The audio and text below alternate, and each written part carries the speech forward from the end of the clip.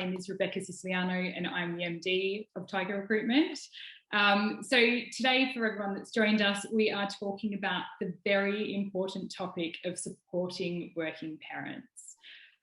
This is something that I think has really been at the forefront throughout the pandemic, but it's going to, it's an ongoing thing that is going to continue to be raised. What we're going to do today for everyone that is joining us is look at how businesses can implement initiatives to help the parents in their workforce. I think it's been a really good thing. We've had obviously International Women's Day this week. That's also given us a lot of coverage on some of the inequalities that women are facing in the workplace as well. Now, let me start by introducing our speakers. So we're joined today by Joeli Brearley, and Joeli is the founder of Pregnant Then Screwed. After experiencing pregnancy discrimination, Joeli established Pregnant Then Screwed in 2015. She writes for The Telegraph and is the winner of the Northern Power Women Agent Change Award. She is also an Amnesty International human rights defender and a member of the UN working group, Women's Human Rights in the Changing World of Work. Joeli has just released her debut book, Pregnant Then Screwed, The Truth About the Motherhood Penalty and How to Fix It. Excellent plug there. We are also joined today by Ursula Tavender. Ursula is the founder of Taking Care of Business and Mumbelievable and the co-director of Flexpo Limited. She challenges organisations to act differently, make bold decisions and lead in impactful change. She also participates in government groups and campaigns for business change on closing the gender pay gap, flexible working, and the future of work. We also have with us today Cat Harris. Now, Cat is a proud part-time working parent.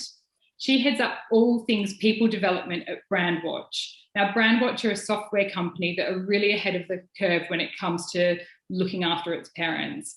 They've got a generous flexible working policy and a dedicated online platform for parents to share their concerns and issues, just basically making sure that everyone feels really supported, which is great. So we're going to go straight into things with sort of looking at the state of play, and I'm going to start directing this question to you, Joeli. Joeli, first off, because I don't know if everyone sort of knows your story, so I'd love it if you could just sort of share with us a bit on your personal experience with this as well and how you got started. So I was 4 months pregnant with my first baby. I was working remotely for an organisation on a year-long contract that I had designed and had secured all the funding for. I informed them that I was pregnant, had naively expected them to congratulate me, and then we'd discuss how we'd plan my maternity leave. And instead of congratulating me, the next day they sacked me by voicemail. And my employer was a children's charity. So I was then left unemployed, 4 months pregnant, didn't know how I was going to pay my bills or what I was going to do with myself, really. And 2 days later discovered I was having a high risk pregnancy and had to be rushed into surgery to try and keep everything in place. And so that meant then that I couldn't take them to tribunal because you only have 3 months less one day to take a case to tribunal. So I just had to live with it, really. And I think that moment radicalized me. Yeah, so interesting. So I guess from where we're at today, Joeli, what would you say the biggest issues that are facing working parents today? Well, obviously the kids have just gone back to school in England. They're still not back to school in Wales, unfortunately. And so the kids being at home has obviously created enormous barriers, particularly for working mothers. So we know that for every hour of uninterrupted work done by mothers, fathers were doing 3 hours of uninterrupted work, and that the only time the unpaid labour was being shared equally in the home was when a father had been furloughed and a mother was continuing to do her paid job, which is madness. So that's added, according to PricewaterhouseCoopers, 31 hours of extra work on a working week for a mother, which is another full-time job. And inevitably that has meant that their standard of their work has deteriorated, because you cannot just throw in an extra 31 hours of work and think everything's going to carry on as normal. Yeah. So either the standard of their work has deteriorated, or they've been furloughed, they're begged to be furloughed so that they can cope with all this additional work, or they've been taking other forms of unpaid leave. The problem is that when it comes to redundancies, and we know that about a third of companies are making redundancies, the top criteria that they're using to decide who goes is based on performance and attendance, the two areas which women are not performing particularly well on through no fault of their own. And we can already see this playing out in redundancy statistics from the Office of National Statistics. The age bracket of women between 25 to 34, they're losing their jobs at an extraordinary rate. Yeah. And that is really terrifying for the future. Besides all of that that's been going on for the last year and the mental health repercussions of it, there's also the childcare issue more broadly. So we already had a failing, collapsing childcare system. We have the most expensive childcare system in the world as a proportion of your income. The childcare sector the standard is not very good in the UK, because childcare workers are paid appallingly for the work that they do, absolutely dreadfully. You're paid about double the pay to be an Amazon delivery driver. I'm not saying Amazon delivery drivers don't deserve that pay. I'm just saying something's gone horribly wrong with our system if the delivery of commercial goods is more important and valued more than the care of our children. And because the government has actually cut funding to the childcare sector during the pandemic, we're expecting to see about a quarter of our nurseries close, and provision was already low. So parents are really going to struggle to find childcare when they go back to work and things start going back to normal. There is an ongoing lack of flexible jobs. So before the pandemic, 14% of jobs were advertised as flexible. And of course, if you've got caring responsibilities, you need some form of flexible work to be able to cope. So the key issues are mental health. Women are losing their jobs, childcare, and flexible working issues. Yeah. Do you think that's something that's changed over the last 12 months compared to what you were seeing before that? No, it's got worse. I mean, the childcare issue, mental health issues, jobs issues has got worse. Flexible working, I mean, we're yet to really see how that plays out, but we know that presenteeism has actually increased during lockdown. So we were working 9 hours a day on average before lockdown. We're now working 11 hours a day. Wow. Because we don't have that commute, and so we're using that commute time to work, but also the pressure is enormous because companies are really trying to stay afloat, and so that pressure is being passed down to staff. But again, that is going to have really serious repercussions in terms of mental health and well-being of staff.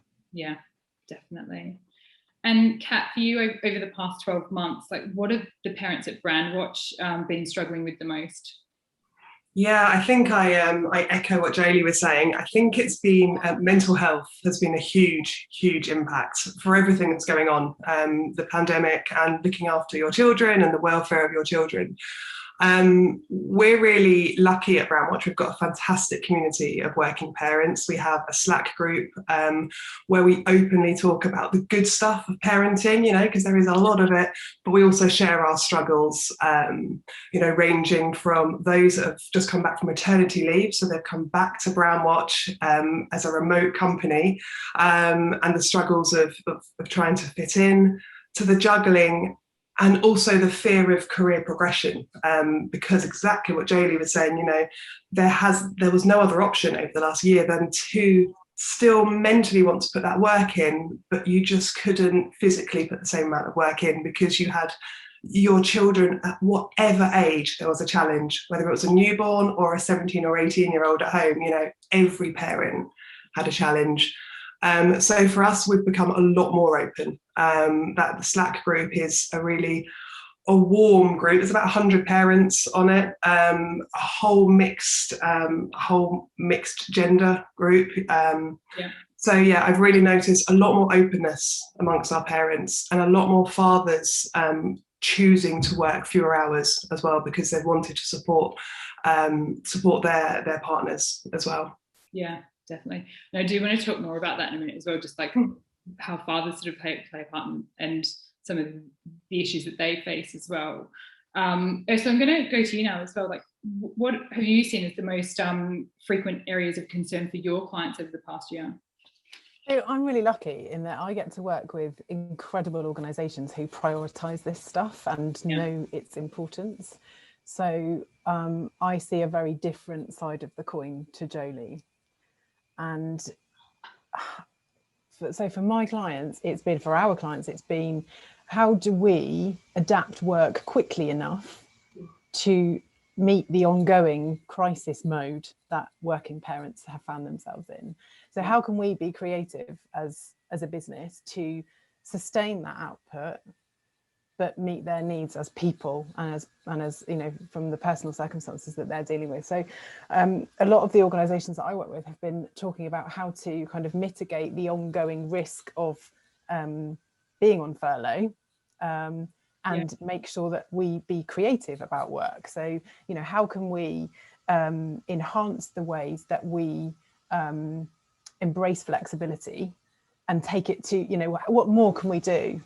And they've been, I've been quite inspired by, at the other end of the spectrum, to what, you know, to what Joeli sees, by the creativity and the determination of leaders in our country to really rise to this and to work in collaboration with their working parents, so that, you know, I think we've all been really unified by the humanity of this situation, right? And at its core, it is a human problem. And I think for businesses that have treated it as though it's a human problem, they are coming out of this, and the parents that work for them are coming out of this better. And I know we'll come on to that later.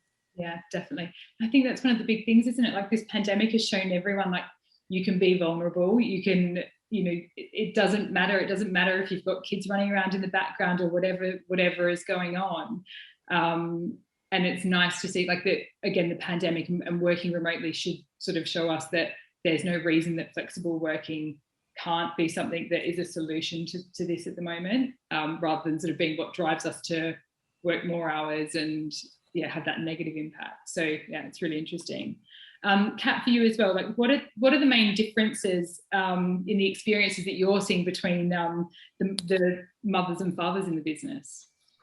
Yeah, I'm definitely seeing a little bit more of an inequality. You know, I can think of a number of working fathers at Brandwatch, who have chosen to reduce their hours because they've wanted to spend more time with their children, and they've wanted to homeschool.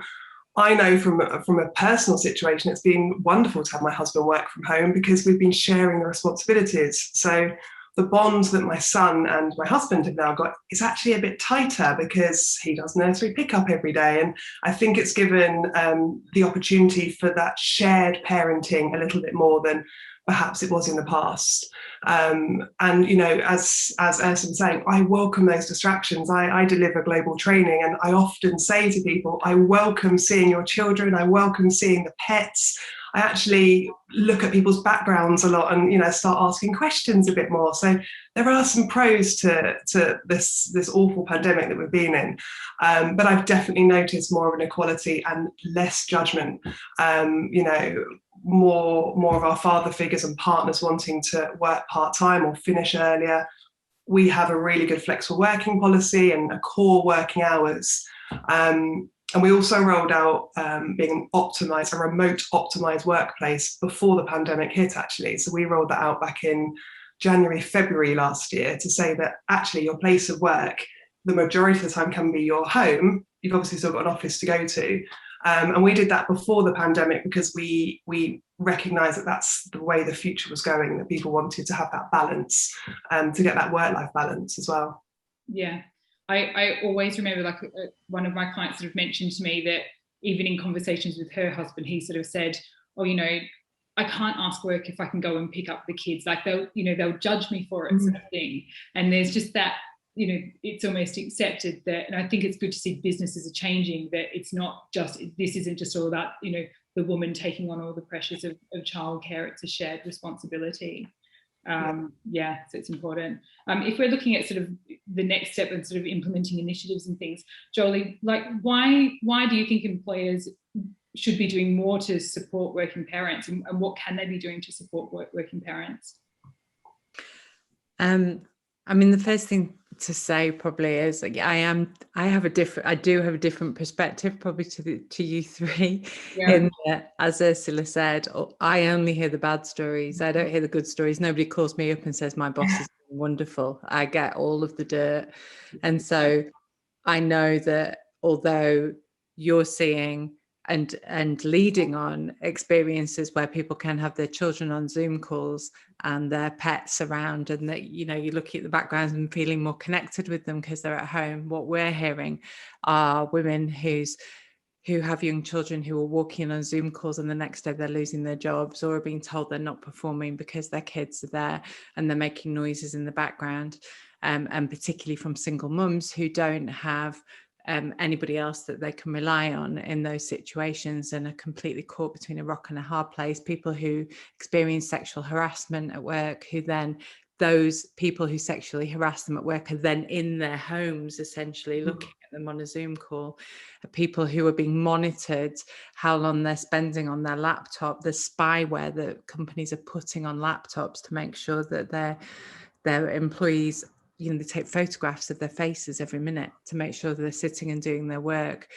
Those sorts of experiences are horribly intimidating and really do affect your well-being overall. The reason why companies should look after parents, and I'm particularly going to talk about mums here because I think companies do look after dads. Dads get pay rises and promotions when they have children. Women get demoted and pay cuts and kicked out of their jobs often. Is because we know that the more gender equal your senior management teams are, the more profitable your business is. I mean, it's as simple as that, and it's been proved time and time again. And the same goes for race as well. The more racially diverse your senior management teams are, the more profitable your business is. So if you don't look after an employee when they're at that vulnerable stage of pregnancy or going on maternity leave or returning, then of course they're going to leave, and you've invested all that money in them. Why on earth would you then not just give them what they need to stay? And all of the research shows, again, they will be incredibly productive employees. Maternity leave isn't a holiday. You're not sitting around watching Jeremy Kyle every day. You learn so many skills when you're on maternity leave. You learn tolerance, you learn patience, you learn productivity, you learn how to multitask like a ninja. And I'm not just saying it, there's lots of research that actually backs up that's the case. And there's lots of research that backs up that when parents return, if they've been on parental leave, if you give them what they need, they become incredibly productive employees. And we know that in 2016, businesses lost 278 million through pregnancy and maternity discrimination, through recruitment costs and training costs. So these are not looking after an employee is a short-term measure. It's not long-term, and it's not going to have positive benefits for your business. Yeah, that scares me to hear that there is so much of that stuff going on that I don't think. I know, I guess, but we're lucky in the clients we work with as well. Like I don't come across that, and I think even from the candidates we're speaking to that are looking for work, we're not hearing those stories. So it feels like there does need to be a better forum and a better way of raising awareness on some of these topics that people are facing. Like, how can we do that? We're trying. Yeah, I know. Tricky. I mean, these are individual experiences, and people come to us with these stories, and obviously, I mean, the press they have been covering this, but it's taken a while. The first lockdown, it was as if nobody even noticed that the mothers were burnt out and killing themselves trying to do everything at once. It was not talked about in Parliament. It was not discussed by the media. It was completely invisible and shut away. And things have improved, certainly, during this second lockdown. We've heard a lot more about it. And we also, of course, Rishi Sunak gave us all a little pat on the head that day and said thank you to all the mummies for all the work they're doing, which, you know, in part, at least it was being recognised. But what we actually needed was hard policies that make sure that this doesn't happen again, and that women's finances and mental health aren't severely impacted. But so really the way you get the noise out is stories and data, which is what we exist to do. Yeah, absolutely. And Ursula, what are some of the biggest challenges that you're seeing businesses face supporting working parents?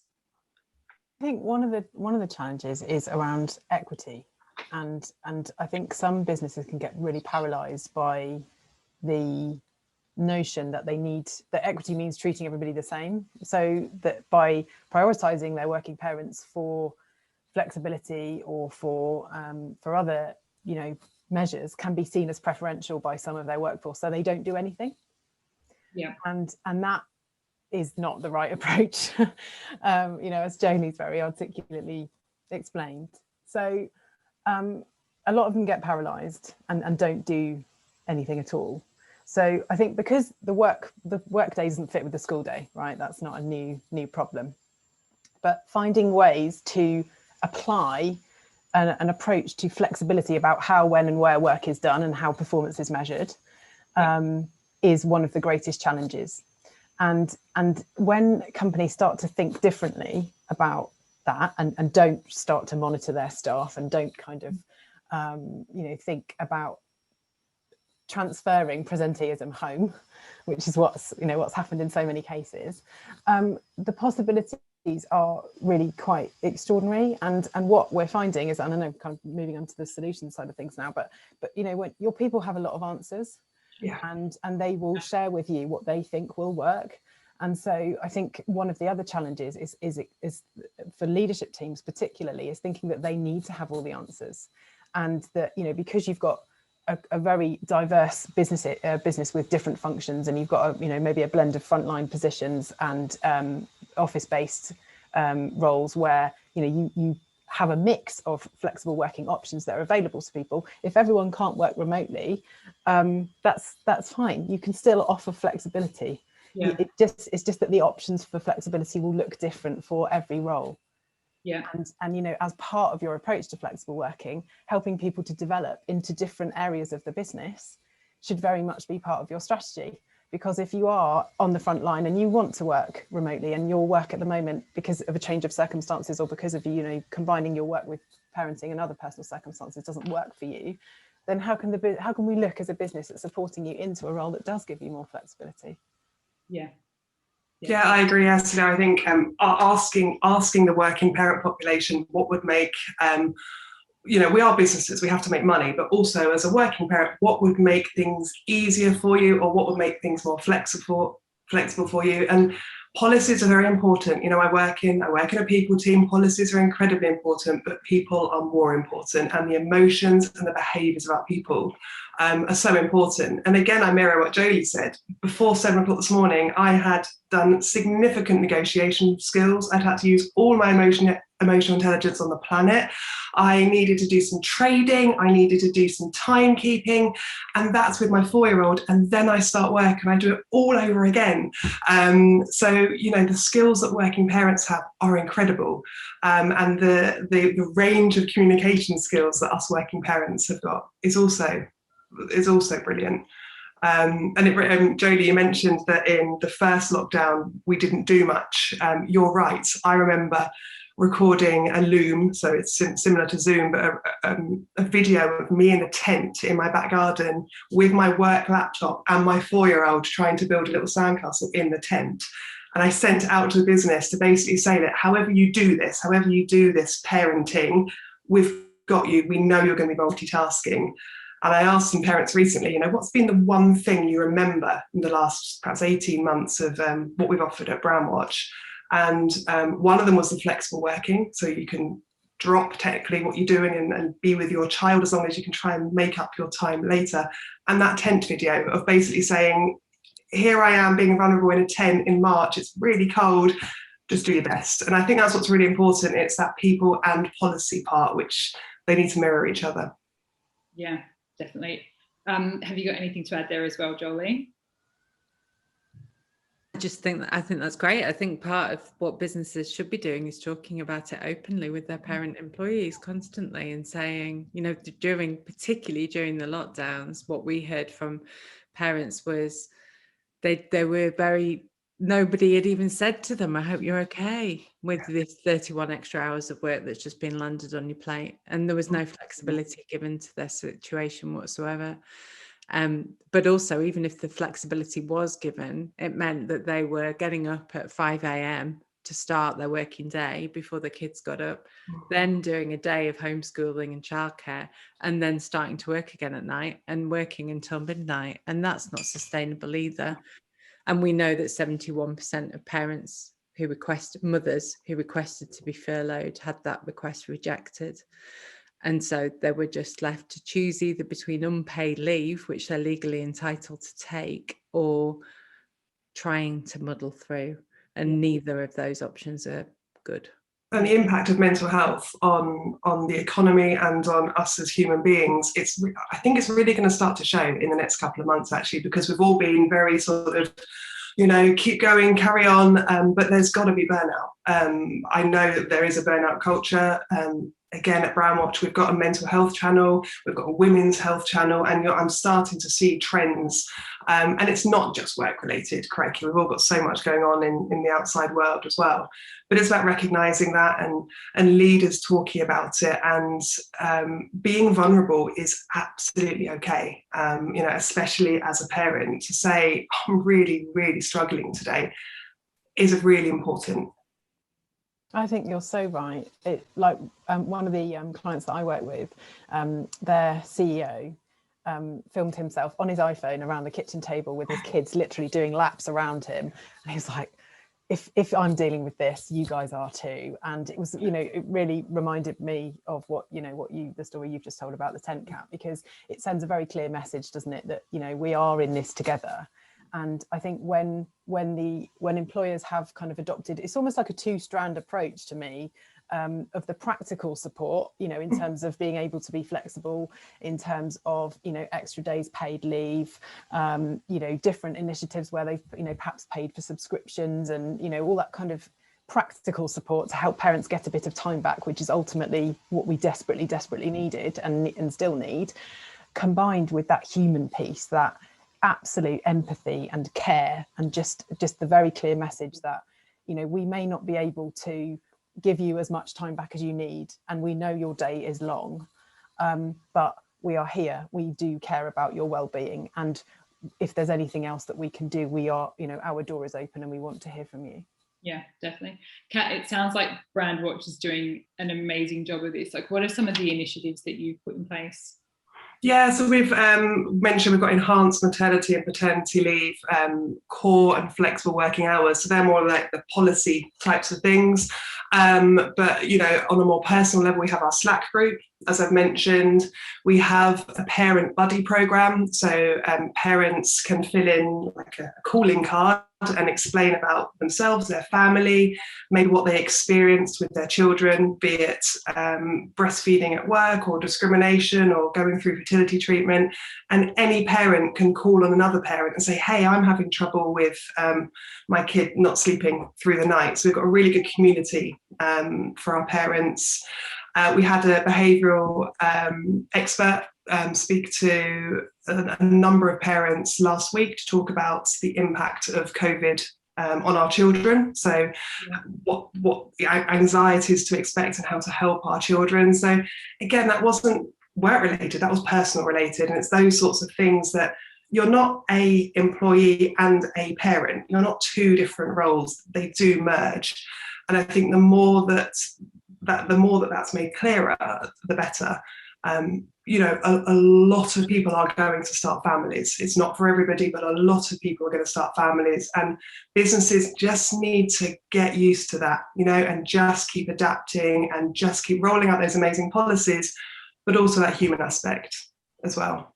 Yeah, definitely. And that's it. And I think it's for women, like it not needing to be a choice between career or family, like you can do both. Yeah, and that's, yeah, it's changing sort of that thought process for everyone. Ursula, what are some of the initiatives that you've seen the clients that you work with put in place? So one that comes to mind is around helping teams to build team charters for flexible working, so that they start to have a conversation about what that looks like in their team based on what they need to deliver. So there's a company-wide policy, and then they interpret that at a team level and create effectively a microculture. And what that process does is gives them the opportunity to have conversations about their working reality. And so it's a team building exercise, it's a trust building exercise, it's a masterclass in open communication as a team, and it means that the team can support each other.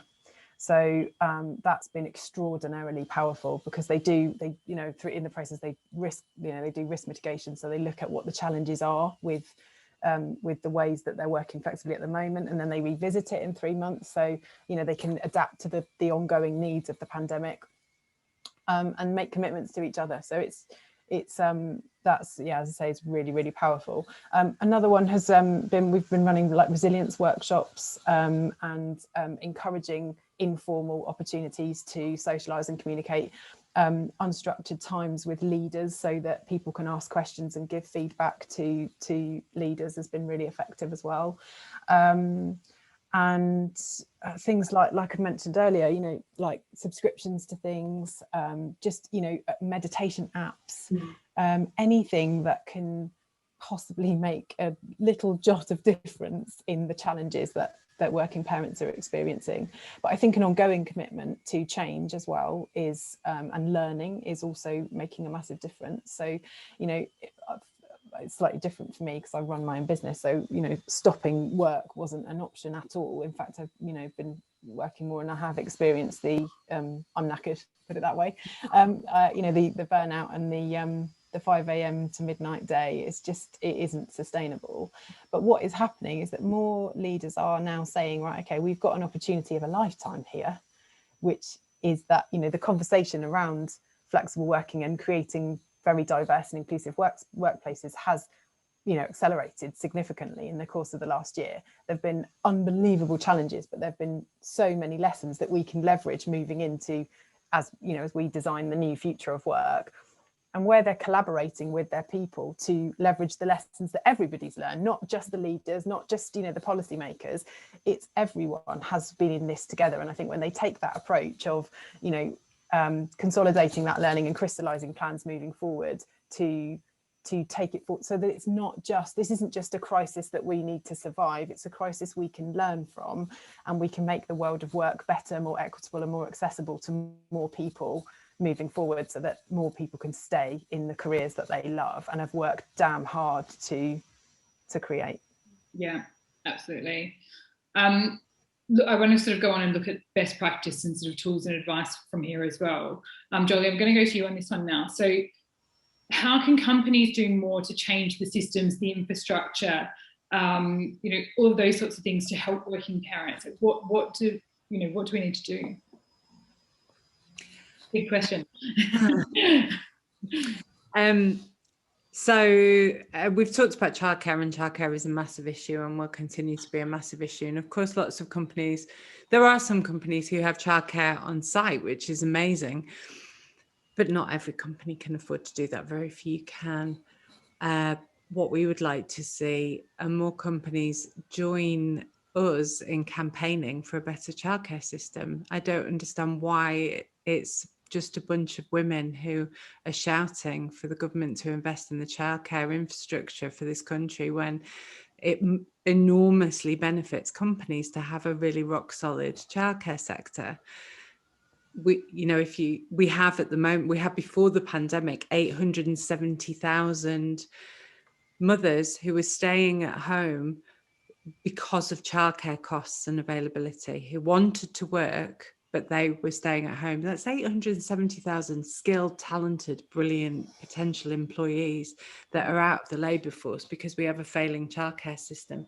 So I would ask every employer that's on the call today to be writing to your MP, talking to your MP and saying, why have we got such a mess of a childcare system? Why is it not better?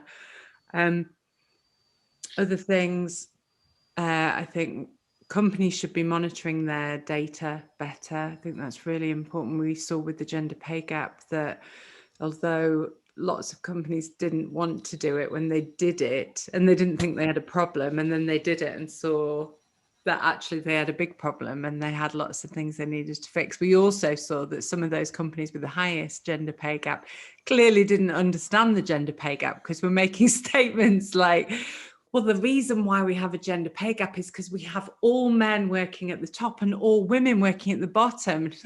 That's the point.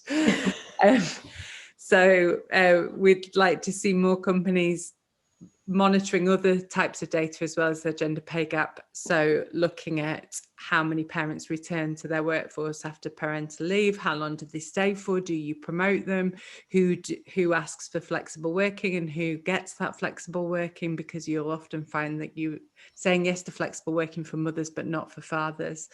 And all of that, tracking that information will really highlight some of your problem areas. I mean, a big thing is dealing with presenteeism in a company. So we have campaigned for flexible working to be available for everybody for a very long time, and for all jobs to be advertised as flexible by default, which actually it looks like is a bit of law that may be coming in next year. So employers should really be preparing for that. And we know that there are massive benefits for companies if you advertise all of your jobs as flexible by default. Zurich Insurance have shown that it increased the number of people applying for jobs, number of women, by 30%. Yeah. So it's got flexible working has enormous benefits for companies. I don't think we need to tell anybody on this call that.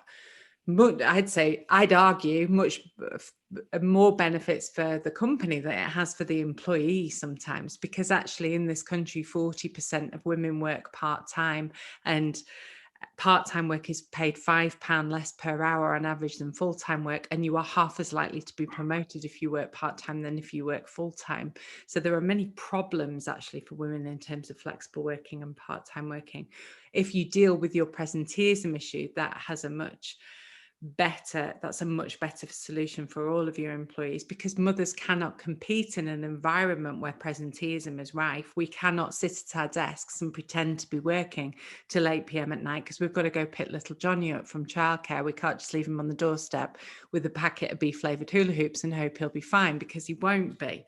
So if you look at what the PepsiCo CEO Robert Rietbrock implemented, the leave loudly system, which I quite like. So he said to all of his executives, don't stay late at work, leave on time, and when you leave, don't slip out of the back door, make sure you make a big song and a dance out of it, so everybody knows it's okay to leave on time. Yeah. And we know this long hours working culture has no benefits to employees or employers. It's really bad for your productivity, So you really need to start rugby tackling your presenteeism issues. Yeah. That would be my advice. Yeah, definitely. Kat, how do you think employers can proactively support parents moving forward as well? What are some of the things that businesses that haven't sort of looked at this, in enough detail can start doing now? The first thing I would do is take it right back to the working parents. It doesn't have to be owned by the leadership team. It doesn't have to be owned by the people team or your HR team. It needs to be owned and contributed to by your working parent population. So set up focus groups, set up Slack or Teams groups, whatever it is. Have monthly committees with some working parents and actually start talking to each other about what would make your company a great place to work, what would give you that career flexibility, but also that career growth as well. So for me, it's pure openness. It's not something that's a policy written down. They're very important. We do need those, we've got laws and stuff, but it's all about our people and their happiness. And, you know, by having a returners program, so, you know, somebody comes back from maternity or paternity leave, having a dedicated day where they have a chat with their senior leader or the CEO to find out what's changed in the last 12 months. Yeah. That's something we're planning to do over the next couple of quarters. Is a really, really good returners program. And I rolled one out at a previous place of work, and it was just, people felt so welcomed. You know, as part of it, they could have a reinduction to the company. This is what you've missed. This is what the profits were. This is who's left, who's been brought on board. It's just constant communication. And do you know what? It's not costly. This stuff that I'm talking about doesn't cost a lot of money because it's led by your people. And if it's led by your people, things are more likely to be done. Get buy-in, very important. So obviously get buy-in from your leadership team, but hey, go to them with what your ideas are. So I think just work together as parents and don't be shy in asking for what you think would be better, in my opinion. Yeah, that's a good point about the returners piece, Kat. And what I'm noticing is that some really progressive companies are treating the return from furlough as they would a return from extended periods of leave. Yeah. And that's something that we're really kind of sharing best practice in terms of advocating that as a really great approach for when people are coming back from furlough, is giving them those same, you know, that same phase and grace and planning that you would put into a period of extended leave, like family leave, for example. And understanding the vulnerabilities. Some people don't want to necessarily return from mat leave, or some people feel that, or pat leave, and some people have come back too soon for whatever reason. So also think about phased returns to work. You know, being pregnant, having children isn't a disability, but it is something that changes us physically and mentally. And we just need our businesses and our teams and us that time to explore and find our way again. Something that we do at Brandwatch is we've got LinkedIn Learning for all employees as well. And obviously we encourage that to be work-related content, but actually what I'm finding when I'm running my weekly reports is a lot of it at the moment is on diversity. It's on about managing remote teams. It's about confidence in communicating. So by offering working parents as well those sorts of tools, it's developing them in a less formal way as well. Yeah, definitely. And Ursula, what are some of the impact of supportive policies been on things like productivity and employee engagement and those sorts of areas? So we've seen a 26% increase in productivity across the teams that we've been working with, where we've adopted the team charter approach that I mentioned earlier to flexible working. And there's also huge increases in things like trust and you know, the ability to talk openly about your personal circumstances as well, which has a massive impact. Joeli's already mentioned the impact on talent and access to work, and the Zurich stat was one that I was going to refer to as well, because it is you know, in terms of closing our gender pay gap, that's an absolute imperative that we look at things right through the entire employee life cycle, right? That we have to make sure that our jobs are attractive and equitably marketed so that more people can apply for them in a feasible way. And obviously the proposed law change is a massive part of that. The ability to work flexibly has a huge impact on increasing engagement, and the CIPD found that because people are less likely to leave, that can reduce staff turnover by 87%. So yeah, it has a huge impact on turnover and retention. Yeah, that's huge. We spoke about some of those, Kat, you mentioned some of the things that you're doing that don't cost businesses money. Like, what are some of the other, I guess, what's the advice that you would have for some of the smaller businesses? And this is, I'm going to sort of open this up to everyone, sort of the businesses that have got reduced costs, like, you know, haven't got the budgets for that sort of spending. Like, what can they do to, you know, put some new ideas in place? Yeah, for me, it's just having that open line of communication. So it's, you know, if you have media like we've got at Brandwatch to use recordings, use looms, have a Slack group or a Teams group so that parents can be talking to each other, sharing the fun stuff, building that community. Because, you know, I know that my son this week has been waking up ridiculously early, and it's been so nice just to share on Slack and see if anybody else has been having the same thing. I wanted to buy him an electric toothbrush. I popped it on Slack, has anybody got any recommendations? So actually making it part of where you work should be really, really important. So for me, it's about having communication, and even if you've got a workforce of 5 and 2 of those are working parents, get those 2 working parents to come up with a plan of what would make wherever you work an amazing place and propose it. Of course, there are some things that cost money. So of course, LinkedIn Learning costs money, Headspace costs money, but those little tiny initiatives don't need to cost money.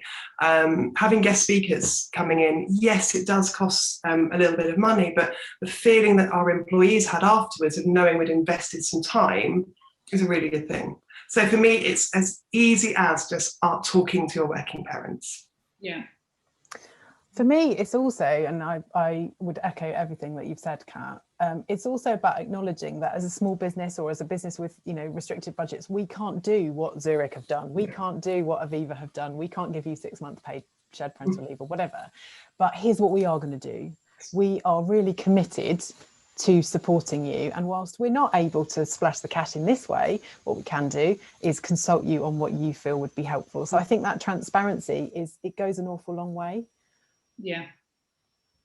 And that's it. Like, we've got so many businesses that have got committees for different things. Like, there's D&I committees, there's committees for other areas. Why don't we have those working parent committees and the people that are sort of championing that side of things and, what their business can do to make it a better place for parents to work. Yeah, there's a lot, a lot of other things. Joeli, I quite like your perspective on this, I guess, from some where you see things from a different perspective and a lot of the challenges. Like, what are some of the things that you think businesses could do as well that would make a big difference? And I guess this is bearing in mind you might have organisations where the people want the change, the HR professionals in those businesses want the change, but it's harder changing opinions of, like, the leadership teams or where it really counts, I guess. Is there any sort of advice you'd have for anyone in those sort of situations? I mean, if there are people within organisations that don't get it and don't see the importance of it, there's just so much research that shows the benefits for a company, how, it increases your productivity and increases your bottom line. They just don't understand that. And I don't think people, particularly in smaller organisations, before I had a baby, I was working for an organisation called Codeworks in the Northeast, and I was like deputy CEO of this organisation. The guy that ran it, we barely saw him, he was hardly ever there. And there were a couple of people that worked part-time, and I thought they were slackers because they worked part-time, and one of them wanted a new job within the organisation, and she didn't get it because she worked part-time. And because I didn't understand, I just saw that she was in 3 days a week and judged her for it because I was completely brainwashed by the notion of presenteeism. And why wasn't she there at the after work drinks all the time? Why wasn't she there at, sitting in the office till 8 p.m. at night?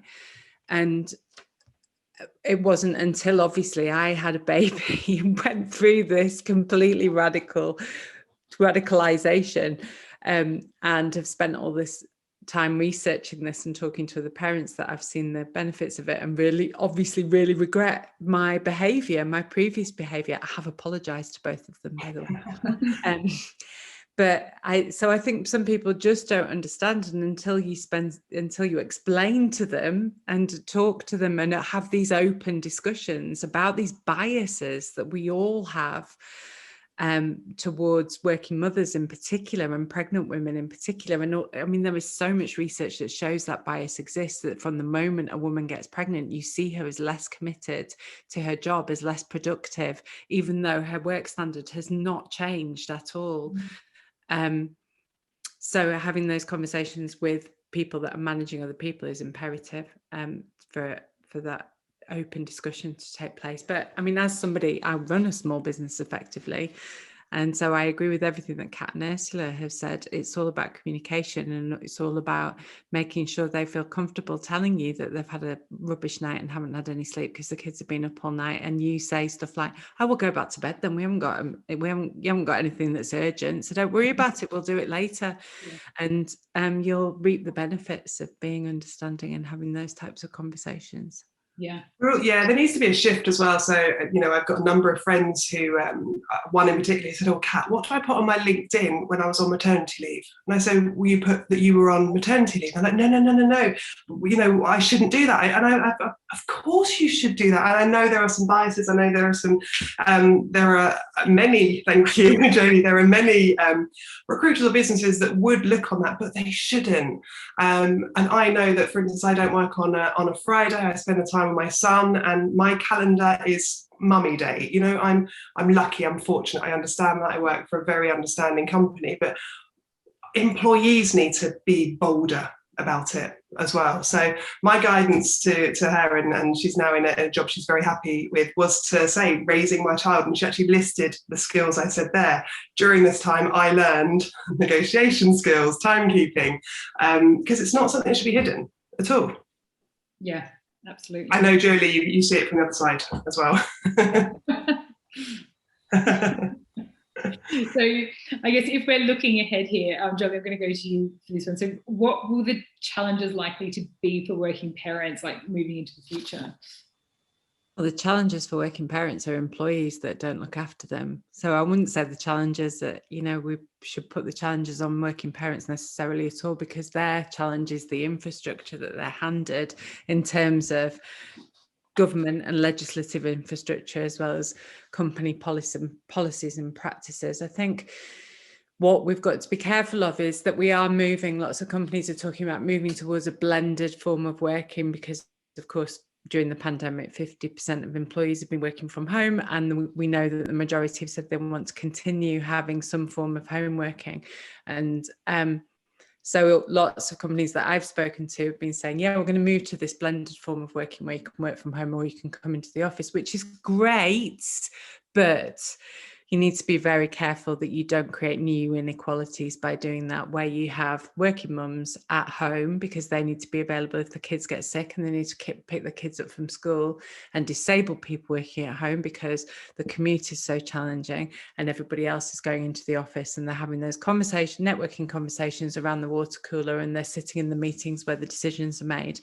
As long as you really watch out for that and are putting policies and practices in place to ensure that doesn't happen, and to ensure you are including everybody in as a thorough way as possible, then yes, it could be a good thing. But I think we've got a few years now probably of testing things out and trying things and seeing where we end up before we sort of settle in.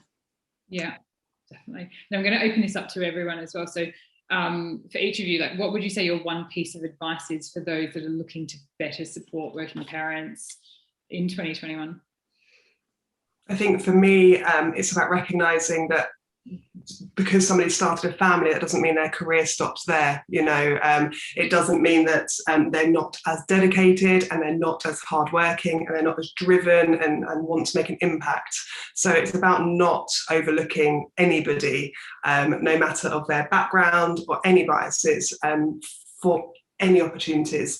It's about treating each individual fairly for me. Yeah. I was going to say, stop making assumptions. To echo your point, Kat, because it's that bias piece comes into play so severely here, I think. And if you talk to people rather than make assumptions about what they want and need, and perhaps how their ambitions have changed or not, if you ask them, you might be really surprised, and you often will be very surprised. So I think, stop making assumptions and talk to them. Yeah. I think everybody should read my book. I love the plug. And understand not only the business reasons for looking after working parents, but the ethical reasons. It's not just about profitability and productivity. Don't we all want to be good humans as well and not completely screw somebody over just because they had a baby? Yeah, that'll be mine. That's a great one to end on. Definitely. I'm just going to have a quick look at our Q&A just to see if some of the questions on here as well. So someone said we have I think it's just a comment. So we have a Slack community for parents as well. How do you get the group? Oh, hey, sorry, there's a question here. How do you get the group to be open, and how much of that is organic versus something that the company helps foster? Ours is pretty quiet these days. So the company don't own it, so it's not owned by HR. I set it up probably actually last March, the same time as the tent video. It's where I posted it. So for me, it's just about, I suppose, because I headed that Slack channel up, it's about me showing vulnerability, and then it just opens up for other people to feel safe as well. But we're very lucky at Brandwatch. People are very happy to express and talk openly about mental health issues, parenting struggles. So for us, it's actually company culture helps that Slack channel be so successful. And our company culture is to be open and honest, and you can always Slack the CEO, and everybody knows the names of the global leadership team. So it's just, again, it's that openness and communication. Yeah. So I guess if businesses are trying to sort of move towards that, do you think that is where it's important for them to, start the conversations and get things moving along in those sorts of forums? Yeah, I mean, one thing that you could do is, again, ask your parents on there. Hey, we're looking for some parent buddies to support our working parents that return from mat leave, pat leave, sick leave. Like this post if you'd be happy to contribute, and then go from there and just keep building it up and building it up. Yeah. Excellent. That works really well. The kind of the internal army of ambassadors and advocates, I think, is a really, really powerful way to accelerate that adoption of an inclusive culture from everybody's point of view, not just kind of coming down from leadership, which is obviously incredibly important. That sets the tone, but the actual rollout of that and the actual embedding of that as an approach and a culture that people live and breathe comes from within. It doesn't come from the top. Yeah. I've got another question here from Natalie. Are there any platforms, apps or services that you would recommend for small organisations to consider how to help and support their employees? For example, a company that only has 6 parents of children still of school age and under. Yeah, here, and please others speak, I would be setting up a community, so regular meetings. An app such as Headspace has got really good tools for adults. It's also got a whole selection for kids now, so actually as a parent you can have some time together as a family to improve your headspace. But again, I would just start by having virtual coffees and talking about what's on your mind, both personally, like, hey, are we all okay? Because that's a really important question to ask at the moment. But also, okay, what could we do at wherever we work to make it more inclusive and feel better for us? And not all ideas are going to be approved. That's but just unless companies hear what they need from their people, it's just going to be business as usual. So I think feel that you have a voice somewhere. Yeah. One thing that I'd add to that is that sorry. No, go ahead, Ursula. I was just going to add that it can be really useful to provide a way to provide anonymised feedback in those forums. So, particularly if you have small groups, if you're asking people to be vulnerable and give feedback which could present a challenge to the organisation. So one way that we've been doing that is by using a software called Poll Everywhere. And you can provide anonymised feedback in a variety of ways to, you enter the questions, and it's just a really safe way of employees being able to get their points across in a way that's comfortable for them. Yeah, good point, because it can be very emotive. So some people may want to say things that they don't feel comfortable saying publicly. So yeah, and if it's challenging, if it's been a challenging time and it's it's something that could challenge the organisation, I think it's much safer and you're much more likely to get an honest representation of reality if you do put a mechanism in place for an organisation. Yeah. So I think if businesses have that dedicated sort of resources folder where they've got everything that, it is totally tailored for working parents and everything they might need, whether that is, links to apps like Headspace or different ideas or, setting up those WhatsApp groups or things like that, so people can just start communicating and knowing where to go if they are struggling with something as a working parent. Suzanne's got a question for you, Ursula. You talked about flexible working and company micropolicy. Who ran this session? So with one client, what we've done is recruited internal champions to actually facilitate those sessions. So what we do is can you hear me okay? I feel like my screen's frozen a little bit. So what we do is we've created the approach and given them the framework, which I've developed over the past 5 years working with organisations and understanding about how people manage change when it comes to embracing flexible ways of working. And so it's initially run by the D&I lead and a representative from our company. But then once we've got enough people interested, we train cohorts of champions every few months, and so far about half of their workforce has been through that process in the past 6 months. Excellent. So it just accelerates the rollout. Yeah. And one more question here. So Charlotte said, yes, so agree with the childcare debate. It makes so little sense at the moment. Do you have any advice on how to approach this with your employer? So, Joeli, that's probably a good one for you. I think Charlotte probably means approach it as in get them on side with lobbying and campaigning. I mean, it sort of depends what relationship you have with your employer and how you communicate with them, I guess. And, there are lots of organisations have sort of women's committees and women's groups that are set up, and so a first port of call is often having conversations with those women's committees and women's groups about the childcare issue, and then together en masse talking to somebody in a CEO position about these challenges and asking that they relay that to their local MP, because they will have often some relationship with the local MP. So that makes a difference. In terms of, if you just know them and you've got a friendly relationship with them, just talk to them about what a nightmare it is and say it doesn't make any sense. And if they have a relationship with the local MP, could this be raised? And tell them about groups like ours that are lobbying for change.